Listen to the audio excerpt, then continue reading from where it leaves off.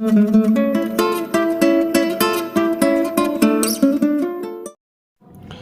Guys, और आज का वीडियो स्पेशली बिगनर्स के लिए है जो कि बोनसाई में इंटरेस्ट रखते हैं और वो चाहते हैं कि कम पैसे में बोनसाई ग्रो करना या बोनसाई बनाना।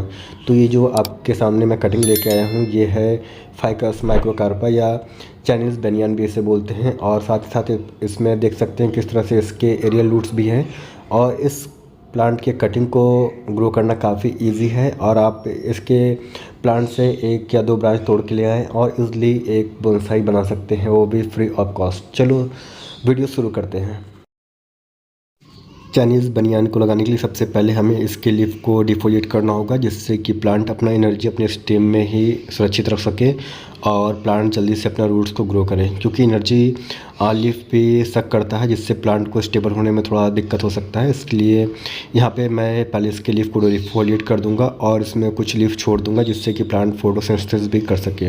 और साथ ही साथ गाइस हम बात करते हैं अगर चाइनीज़ बनियान के सॉयल मीडिया के बारे में, तो इसे विल्ड इन सॉयल काफ़ी पसंद है, जिसके मीडिया में सॉयल सैंड और कंपोस्ट हो। साथ ही साथ इसे अगर वाटरिंग की बात करें तो मॉइस्ट सॉयल काफ़ी पसंद है, जिसमें थोड़ी नमी हो सॉयल में। हाँ, इसे काफ़ी ज़्यादा मात्रा में ओवर वाटरिंग नहीं पसंद है या सॉगी सॉयल नहीं पसंद है, जिससे कि इसमें रॉट होने का चांस रहता है। साथ ही साथ गाइस अगर इसके लाइट का बात करें कहाँ ये प्लांट अच्छा ग्रो करता है, तो ये फुल सन में ग्रो करता है काफ़ी अच्छा। साथ ही साथ इसे अगर पार्शियल सनलाइट भी दिया जाए तो भी इसमें काफ़ी अच्छा से ग्रो करता है। और यहाँ पे देख सकते हैं कि मैं एक इनिशियल स्टेज में इसके कटिंग को ग्रो करने के लिए मीडिया तैयार कर रहा हूँ, जिसमें मैंने वर्मी कंपोस्ट ये लिया है 15% के करीब में, और बाकी जो है कोकोपीट है। गाइज मैं इस मीडिया का सिलेक्शन इसलिए कर रहा हूँ क्योंकि हमारे माइक्रोकार्पा या किसी भी कटिंग को ग्रो करने के लिए मॉइस्चर चाहिए होता है। और अगर हमें अपने मीडिया में काफ़ी ज़्यादा मॉइस्चर हो जाता है तो प्लांट का जो बॉटम होता है वो रॉट होने लगता है। इसकी वजह से ये मीडिया लाइट रहेगा। और आप देख सकते हैं कि यहाँ पे मैंने किस तरह से इसके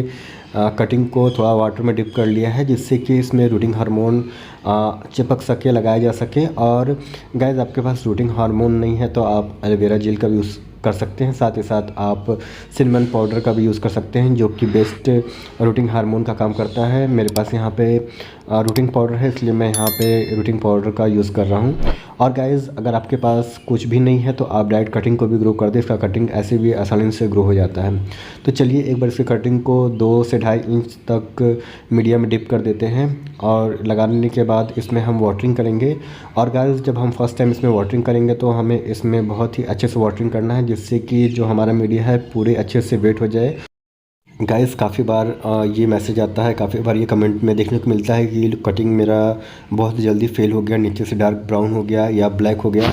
तो गाइस ऐसे सिचुएशन में आप अपने प्लांट में या अपने मीडिया में ओवर वाटरिंग करने से बचें। आपको अपने मीडिया में वाटरिंग तभी करना है जब आपको इसके टॉप का सॉयल या मीडिया ड्राई फील हो, तो आप इसमें हल्का सा वाटर स्प्रे कर दे ऊपर से। देखिए यहाँ पे 25 डेज़ हो चुका है इस कटिंग को लगाए हुए, और 25 डेज़ के बाद मैं आपको आज पहला रिजल्ट दिखाने वाला हूँ। साथ ही साथ आप इसके लिप्स को देख सकते हैं कि बिल्कुल ही अच्छे और बिल्कुल एक्टिव दिख रहे हैं, जैसे कि इसका रूट पूरा सेट हो चुका है। तो यहाँ पे मैं आपको इसका रूट भी दिखाना चाहूँगा, जो 25 डेज़ के अंदर ही देखिए किस तरह से पॉट के बाहर निकल गया है। तो गाइज़ पहले मैं अपने इस मीडिया से इस प्लांट को निकालूंगा और फिर आपको दिखाऊंगा। और गाइज़ सबसे बड़ा इम्पॉर्टेंट चीज़ आपको इस बात का ध्यान रखना है कि अगर आपके एरिया में, आपके शहर में बारिश हो रहा है तो आपको कटिंग को बारिश से बचाना है, क्योंकि ओवर वाटरिंग के होने से हमारा जो कटिंग है वो फेल हो जाता है। हमें इसे कूल और ड्राई प्लेस में रखना है। आप इसे सेट प्लेस में रखें जहाँ पे इसे ब्राइट लाइट मिल जाए, वहाँ पे ये कटिंग काफ़ी अच्छे से ग्रो हो जाएगा। और यहाँ पे देखिए मीडिया मैंने ले लिया है, जिसमें कि 70% गार्डन सॉइल है, 15% सैंड है और 15% वर्मी कंपोस्ट का मिक्सचर, और तीनों को हम अच्छे से मिक्स कर लेंगे। और यहाँ पे मैं अपने कटिंग को निकाल रहा हूँ।